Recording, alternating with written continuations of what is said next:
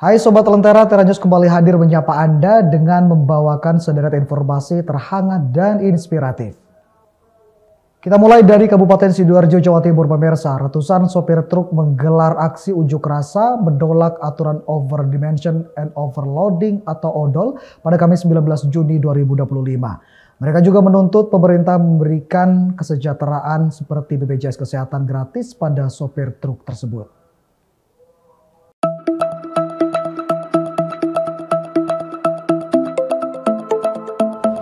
Ratusan supir truk ini berangkat dari Puspo Agro Sidoarjo menuju kota Surabaya. Mereka berangkat dengan sedikitnya 700 truk dan kendaraan pribadi. Tuntutan supir truk menolak aturan over dimension and overloading atau ODOL. Aturan ODOL ini dinilai memberatkan para supir truk. Mereka juga menilai aturan ODOL tidak adil di lapangan, lantaran seringkali supir truk perusahaan besar lebih longgar dalam aturan tersebut.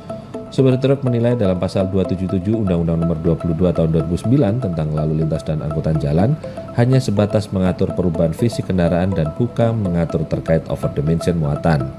Semua yang tertuang dalam Undang-Undang Nomor 22 Tahun 2009 yang berdampak langsung adalah sopir, sedangkan pihak pengusaha atau penyedia muatan tidak pernah tersentuh. Mereka menuntut perlu adanya revisi pasal tersebut agar penerapannya juga menempatkan pihak pengusaha atau pengguna jasa angkutan logistik bertanggung jawab atas apa yang dialami oleh sopir di jalanan. Para sopir juga menuntut pemerintah memberikan kesejahteraan pada mereka seperti pemberian BPJS gratis. Harapan teman-teman supaya pemerintah bisa segera menurunkan kebijakan terkait regulasi angkutan logistik. Pertama di situ, dan kedua perihal perlindungan hukum dan kesetaraan hukum untuk penindakan teman-teman di lapangan. Banyak kok perusahaan-perusahaan besar yang mereka pelanggar atau pelaku odol, dan yang itu memang benar-benar merusak jalan. Teman-teman, odol paling berapa bisa dihitung, dan itu muatan ringan seperti itu. Jadi pemerintah harus benar-benar bijaksana memperlakukan teman-teman sopir. Harapannya lagi pemerintah bisa memberikan jaminan sosial, karena banyak teman-teman sopir ini tidak tersentuh program-program pemerintah yang bentuknya adalah kesejahteraan seperti itu. Entah bantuan apa, minimal teman-teman sopir ini diberikan BPJS secara gratis seperti itu harapan. Jadi untuk kesejahteraan biar bisa merata. Akibat aksi supir truk ini, lalu lintas arah Surabaya menjadi lumpuh. Al-Ansori melaporkan untuk Lentera TV.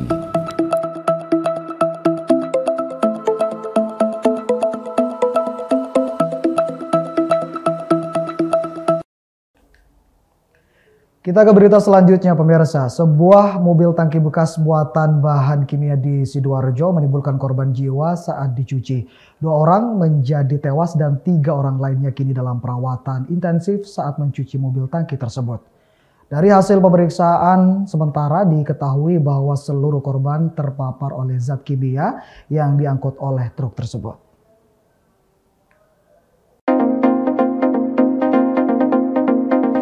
Dwiki Andika Prasetya, warga desa Sidomulyo, Kecamatan Krian, Kabupaten Sidoarjo, akhirnya dimakamkan di TPU desa setempat. Dwiki merupakan salah satu dari 2 orang korban meninggal dunia saat mereka hendak membersihkan tangki sebuah truk dengan nomor polisi W9853U yang sebelumnya mengangkut zat kimia. Selain menyebabkan Dwiki dan Subai meninggal dunia, kecelakaan kerja ini juga menyebabkan 3 orang lainnya, yakni Sulikin, Mukriani, dan Seniman, yang kini tengah dalam perawatan intensif tim dokter Rumah Sakit Anwar Medika, Kecamatan Balongbendor, Rumah Sakit Tiapalis, Kecamatan Krian, dan juga rumah sakit di kota Probolinggo. Menurut sejumlah saksi mata, peristiwa yang terjadi pada Senin malam lalu ini bermula saat sebuah truk hendak mencuci bagian dalam tangki yang sebelumnya memuat residu. Diduga kedua korban, yakni Dwiki dan Subai, nekat tanpa menggunakan alat keselamatan langsung masuk ke dalam tangki.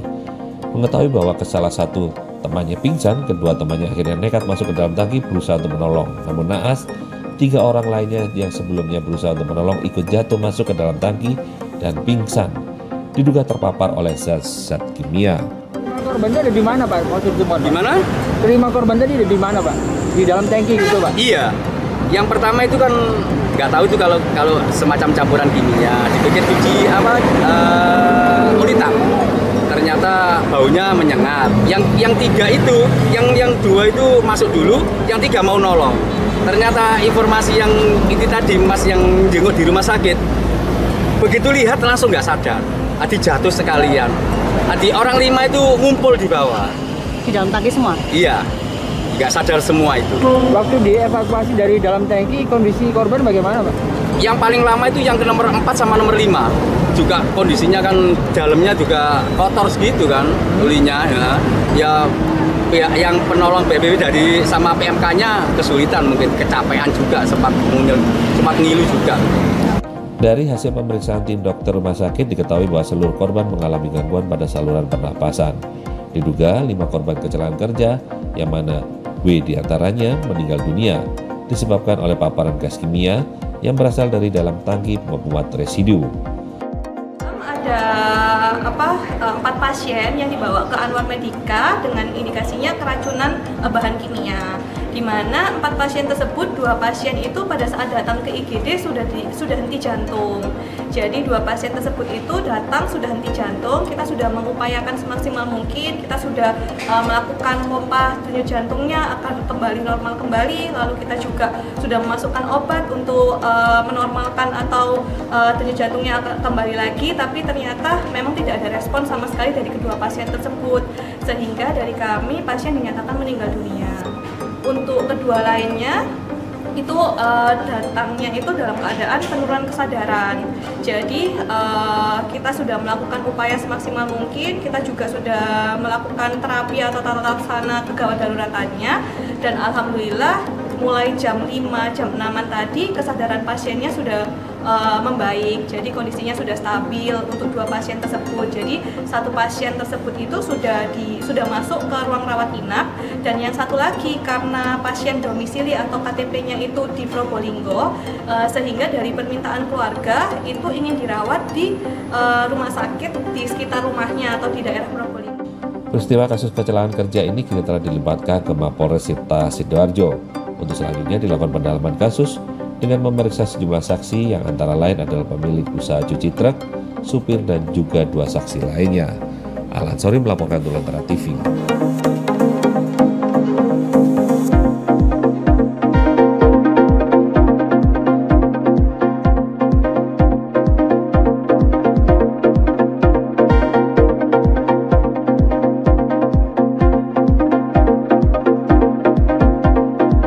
Pemirsa, sesaat lagi kita akan membahas tentang resto di Amerika Serikat yang memadukan BBQ ala Texas dengan makanan khas Indonesia. Jadi tetaplah bersama kami di program Terajus.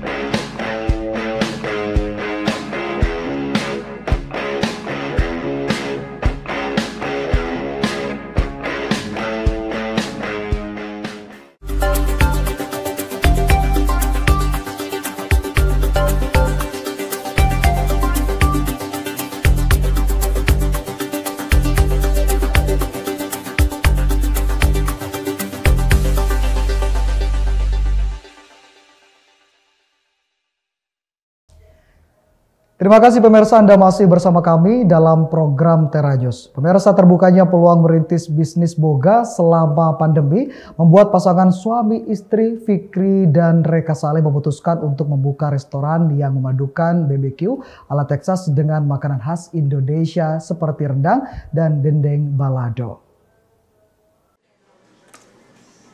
Kita mulai menjadi serius ya karena pandemi waktu itu. Saya lost my job and then I started selling barbecue from the house. Pintu peluang pun terbuka bagi pasangan Fikri dan Reka Saleh yang sebelumnya pernah bekerja di restoran untuk merintis bisnis boga pop-up rumahan. Banyaknya restoran yang tutup selama pandemi berdampak positif bagi bisnis makanan yang diantar.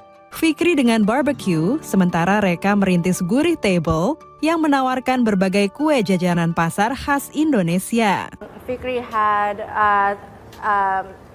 during his orders, there would be leftover brisket, so sometimes I would cook it for our dinner or our lunch into like a balado or something and infuse it in Indonesian dishes. And he was like, "Oh my God, this is a great idea. Let's collab." And from there we just collab. Hasil kolaborasi mereka melahirkan Fix Q Craft Barbecue yang kini membuka gerai setiap akhir pekan di Alameda, California. Jadi Fix Q Craft Barbecue ini kita market as Indo-Tex Craft Barbecue, yaitu Indonesian mixed with Texas style barbecue. Ya, jadi Texas style barbecue is like low and slow smoked brisket yang kita masak 12-14 jam, dino beef ribs and beef back ribs.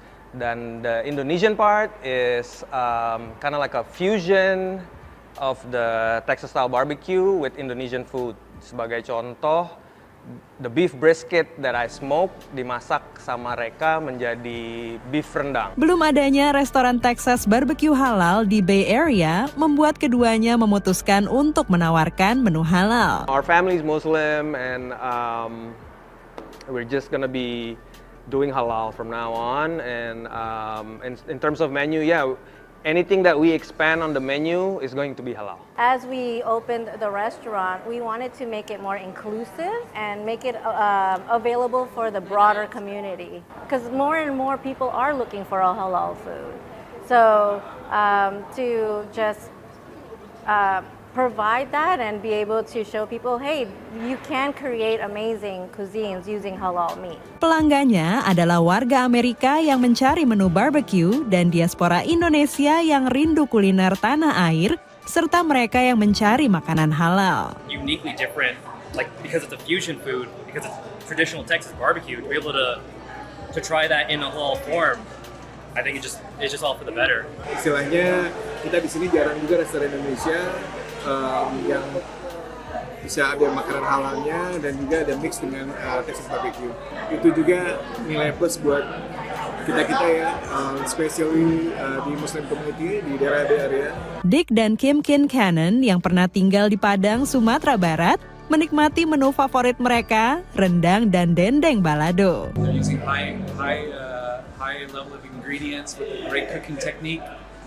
It's melt in your mouth, fall off the bone kind of food, but it does take us back to our time when we lived in West Sumatra for 2 years. The daging balado is also amazing. It's just it really brings us back. Like Dirk said, the flavors are just really authentic, very asli. Target mereka ke depan adalah menambah jam operasional dan kapasitas restoran serta menawarkan lebih banyak variasi menu fusion Indo-Texas halal.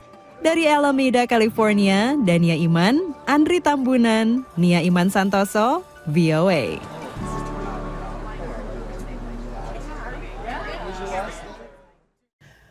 Pemirsa, terkenal karena mempunyai dapur kecil yang unik, toko Indonesia Indo-Java di New York menjadi perhatian dari beberapa media massa besar di Amerika Serikat untuk datang meliput.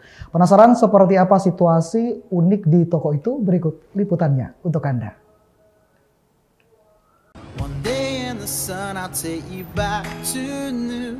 Di mana dapur terkecil di kota New York, Ternyata toko dan warung makanan ini dimiliki warga Indonesia. Kebetulan kita punya julukan the smallest kitchen in New York.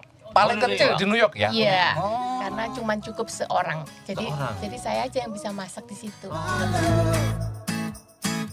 Beberapa media massa besar maupun banyak YouTuber menyebut Indo-Java memiliki dapur terkecil dan berukuran sekitar 2 meter kali 1,5 meter persegi.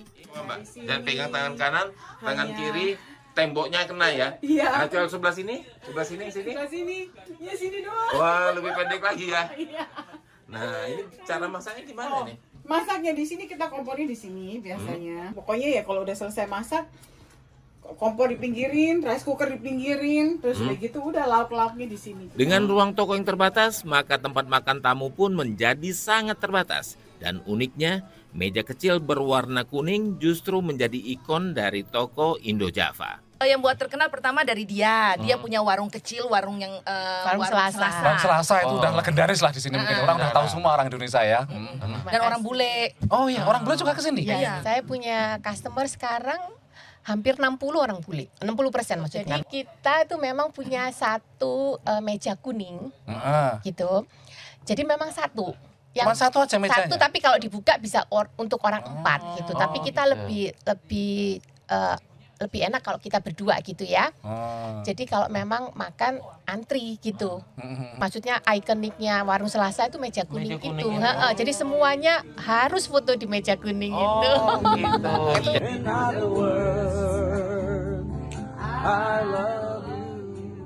Awalnya karena mereka tidak tahu cara berbisnis di Amerika, mereka salah langkah. Dan buruknya lagi, ada warga Indonesia sendiri yang melaporkan bisnis mereka ke aparat. Dilapor orang merancangkan kejahatan, akhirnya mendatangkan kebaikan. Tahu nggak siapa yang laporin? Kita nggak tahu orangnya. Orangnya datang, dia bilang ada orang Indonesia. Orang Indonesia make report. Ada business activity in the basement katanya. Indo-Java selain menjual bumbu dan makanan kering, juga menyediakan makanan basah khas Indonesia. Ya kalau dipikir ini kecil nyuplik gitu, tapi ya komplit loh sini.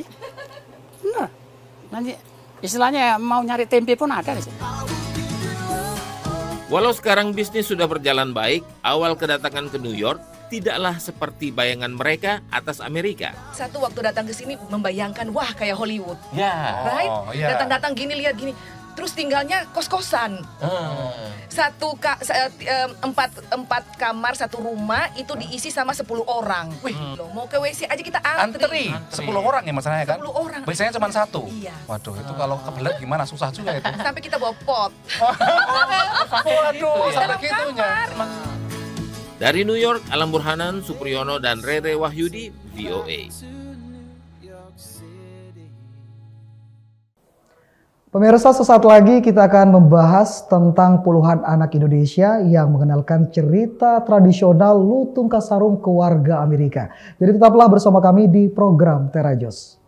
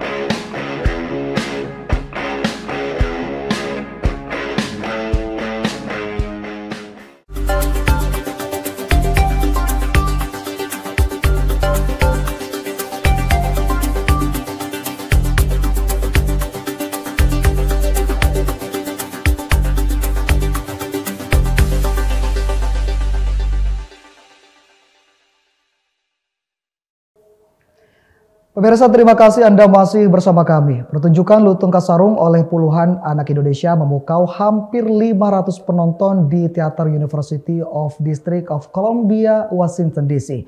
Lewat gabungan musik tradisi dan modern, anak-anak ini berupaya mengenalkan cerita tradisional Indonesia kepada masyarakat Amerika. Puluhan anak dan remaja Indonesia ini, aktor maupun musisi, unjuk gigi menampilkan legenda Lutung Kasarung, cerita tradisional dari Jawa Barat. Karakter Purbasari, Purbararang, Lutung Kasarung, dan lainnya dibawakan dengan apik dan mendalam oleh para remaja. Sementara anak-anak menyempurnakan pertunjukan lewat berbagai aksi. I think the message is a really good message to just love yourself and to not base anyone's, judgment on your looks or whatever. Legenda Sunda Lutung Kasarung mengisahkan Pangeran Guruminda yang dihukum menjadi seekor lutung dan harus mencari makna kerendahan hati untuk melepas kutukan itu. Dalam perjalanannya, Lutung Kasarung bertemu Putri Purbasari yang diusir ke hutan setelah memakai lulur beracun pemberian kakaknya yang licik. Pertunjukan selama 2 jam ini menampilkan 14 musikal. Perpaduan apik antara lagu tradisional seperti Tokecang, Bubui Bulan, dan Ampar-Ampar Pisang dengan lagu pop barat seperti Over the Rainbow dan sejumlah komposisi orisinal. Anak-anak ini tergabung dalam Indonesian Kids Performing Arts atau IKPA yang berlatih selama 4 bulan untuk pertunjukan ini. Kita udah kayak berbulan-bulan latihan terus coming to KBRI, terus akhirnya sekarang udah kayak ke pay off gitu loh, selesai pentas. Actually our performance itu bisa membuat mereka tertarik dan suka dengan kayak Indonesian culture. Hopefully they want to learn more, hopefully they're satisfied dan seneng. I personally very much enjoyed the costumes and all the jewelry. I really enjoyed the dance at the end with the fans. I thought that was beautiful. And all just like the names and the cultural aspect, the jungle, the animals, all of it. Tapi, yang belajar budaya Indonesia bukan cuma penonton. Ada juga orang Amerika yang tergabung di dalam band. So the first practice was a little awkward because, I was the only person that I could see who wasn't part Indonesian, but everyone's been super friendly and nobody's kind of looked at me any other way because I'm not Indonesian. Everyone's been really friendly and they just sound like they're glad to have me here to help. Bagi IKPA, melatih teater anak-anak menjadi cerita tersendiri.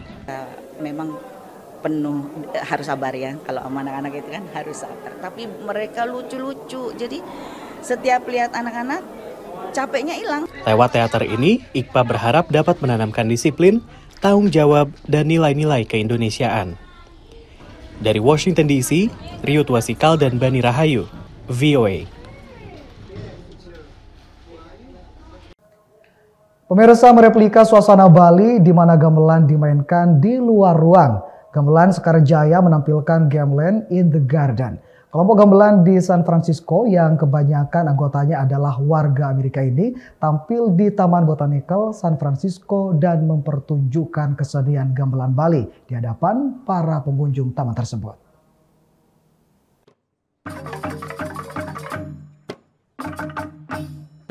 I had my memories of hearing gamelan was first like walking through the jungle on Bali and at night and just hearing it and then finding my way down a trail and there would be people out, playing, practicing and like in all the different little villages and I just found that fascinating. Pementasan Gamelan in the Garden ala Gamelan Sekarjaya di San Francisco Botanical Garden mengingatkan David Sirgeni akan kunjungannya ke Bali lebih dari 3 dekade yang lalu. Pencinta gamelan ini menikmati pertunjukan seni musik dan tari Bali di taman seluas 22 hektar yang dipenuhi lebih dari 8.000 tanaman. Today is a very magical day because we're really presenting this music outside. If we were in Bali, you'd hear it through the trees or in the garden with the birds, which is what we're sharing with audiences today. Ini adalah mimpi yang berhasil diwujudkan Gamelan Sekarjaya, kelompok gamelan Bali yang berdiri sejak 44 tahun lalu di San Francisco, California. Seperti dijelaskan Rachel Cooper, salah satu pendirinya. Yes, we're bringing Indonesian culture here, but not only that, we're sharing it with a sense of respect and commitment, and that it becomes a part of California's culture too. 50 musisi dan penari yang berlatih selama 10 bulan menampilkan 5 jenis gamelan. Gamelan jegog, gendar wayang, angklung, rindik, dan gong kebiar. Cok istri Putri Rukmini, pengajar tamu di Gamelan Sekarjaya menyiapkan beberapa macam tari tradisi dengan kreasi diiringi gamelan yang berbeda. Dan kami sangat bahagia dan bangga melihat Gamelan Sekarjaya, grup begitu kerjasamanya sangat antusias dan mereka dalam berlatih sangat semangat sekali. Saya berusaha untuk merangkul mereka dalam suatu pementasan. Keinginan saya semua menari. Koneksi dengan Bali pun dipertahankan. Gamelan Gender Wayang misalnya memainkan komposisi musik baru karya Ninyoman Sraya Murtikanti di bawah rindangnya pohon beringin. Tantangan untuk kita bagaimana kita merespon tidak hanya audiens tapi kita juga musisi penari juga merespon tempat, itu yang paling penting saya pikir di sini. Penonton pun terlihat amat antusias menikmati alunan musik setiap jenis gamelan. Gamelan manakah yang jadi favorit? Bagi Lisa Mendelstein, guru musik yang pernah belajar gamelan di Bali, ini bukan pertanyaan mudah. That's a very hard question to ask me because I love the Gandhar, which was just happened because it's so sweet and mellow sounding. And I love the angklung because that's actually what I studied. But actually what I love the most are those giant bamboo instruments and also the marching balaganjor with the drums and the cymbals. Menurut Stephanie Linder, CEO Garden of Golden Gate Park, pementasan gamelan di Taman Botanical ini menjadi semacam oase bagi para warga San Francisco. People are loving it, absolutely loving it, and I think they're happy after a long winter of lots of rain. They're happy to see the sun, to be gathered outside to enjoy this beautiful music, and it's sort of the perfect fit for the gardens. Dari San Francisco, California, Andri Tambunan, Madioni, Nia Iman Santoso, VOA.